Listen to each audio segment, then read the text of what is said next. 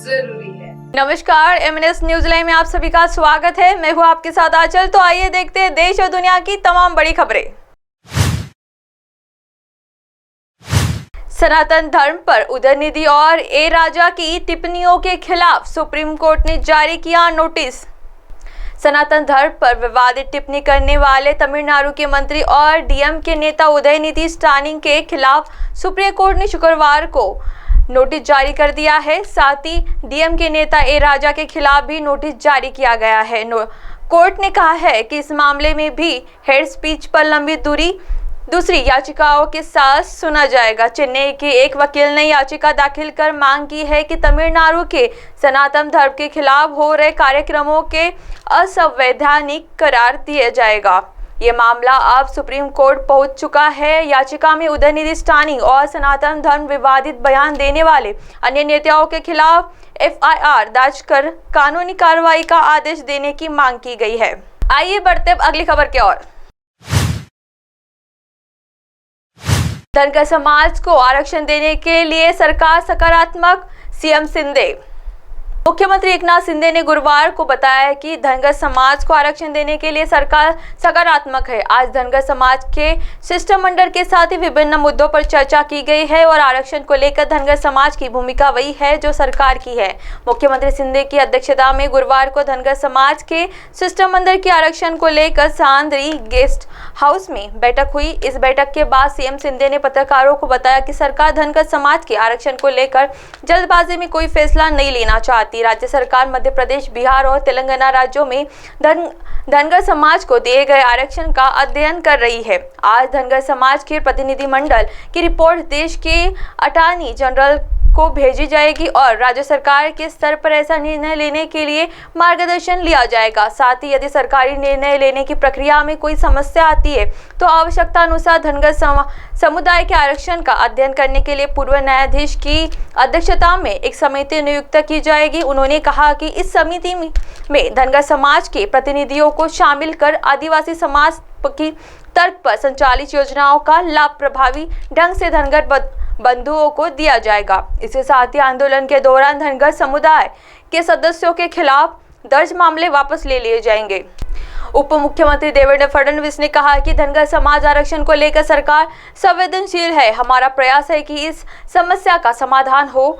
इस कारण आरक्षण मिलने से पहले ही धनगर समाज को आदिवासी भाइयों की तर्ज पर योजनाओं का लाभ दिया जा रहा है। सरकार ने इसके लिए 10,000 करोड़ रुपए का प्रावधान दिया है। सरकार ने हाई कोर्ट में भी धनगर समाज की मांग पर पूरी भूमिका निभाई है, लेकिन संविधान में वर्णित तकनीकी प्रक्रिया में बिना आरक्षण संभव नहीं है। उप मुख्यमंत्री फडणवीस ने कहा है कि इस तकनीकी प्रक्रिया को पूरा करने के बाद धनगर समुदाय को आरक्षण दिया जाएगा। उप मुख्यमंत्री अजित पवार ने कहा है कि धनगर समाज आरक्षण को लेकर कोई रास्ता निकलने के लिए देश के अटॉर्नी जनरल की राय ली जाएगी। धनगर समाज के लिए राज्य सरकार द्वारा लागू की गई योजनाओं को धन की कमी नहीं होने दी जाएगी। इस बैठक में उप मुख्यमंत्री देवेंद्र फडणवीस, उप मुख्यमंत्री अजित पवार, राजस्व मंत्री राधाकृष्ण विखे पाटिल, अन्य पिछड़ा वर्ग एवं बहुजन कल्याण मंत्री अतुल सार्वे, ग्रामीण विकास मंत्री गिरीश महाजन, विधायक राम शिंदे, गोविंद चंद पडलकर, पूर्व विधायक दत्ता भरने, विधायक रामहरि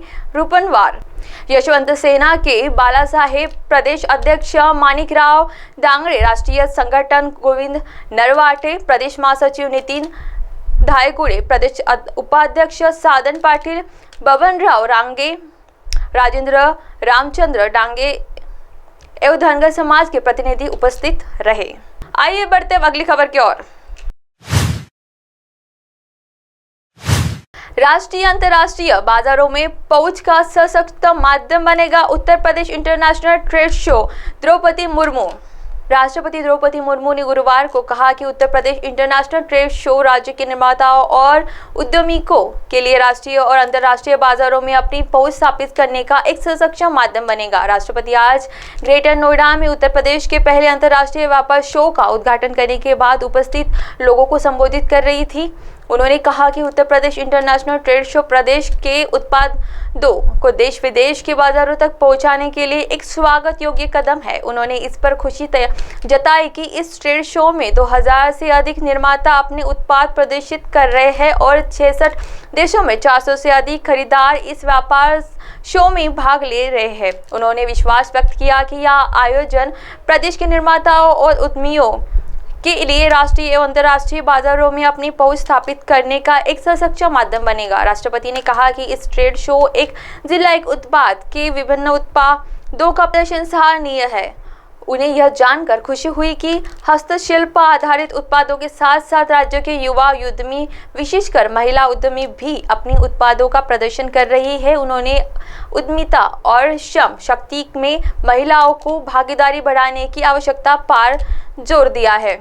राष्ट्रपति ने कहा है कि हाल ही में वर्षों में उत्तर प्रदेश सरकार ने आर्थिक विकास और निवेश को बढ़ावा देने के लिए कई कदम उठाए हैं। उन्होंने कहा है कि निवेश प्रक्रिया के सरलीकरण, व्यापार करने में आसानी और बुनियादी ढांचे के विकास में तेजी के कारण उम्र अब देश की सबसे तेजी से बढ़ती राज्य स्तरीय अर्थव्यवस्थाओं में से एक है। उन्होंने विश्वास व्यक्त किया है कि राज्य स्तर पर ऐसे उत्कृष्ट आर्थिक प्रदर्शन के बल पर भारत दुनिया की तीसरी सबसे बड़ी अर्थव्यवस्था बन जाएगी। अब आप हमारे चैनल को आपके मोबाइल पर भी देख सकते हैं। मोबाइल ऐप पर देखने के लिए प्ले स्टोर से MNS न्यूज़ टीवी आप डाउनलोड करें। इंस्टा, लिंक, ट्विटर, हाईक्यूक, फेसबुक और कई सोशल मीडिया प्लेटफॉर्म पर हमारा चैनल उपलब्ध है। आप हमारे चैनल को लाइव भी देख सकते हैं www.mnsnewstv.com पर। फिलहाल वक्त हो चला है दर्शकों ब्रेक का। ब्रेक से लौटने के बाद देखिएगा देश और दुनिया की तमाम बड़ी खबरें। बने रहिए MNS न्यूज़ के साथ। नमस्कार।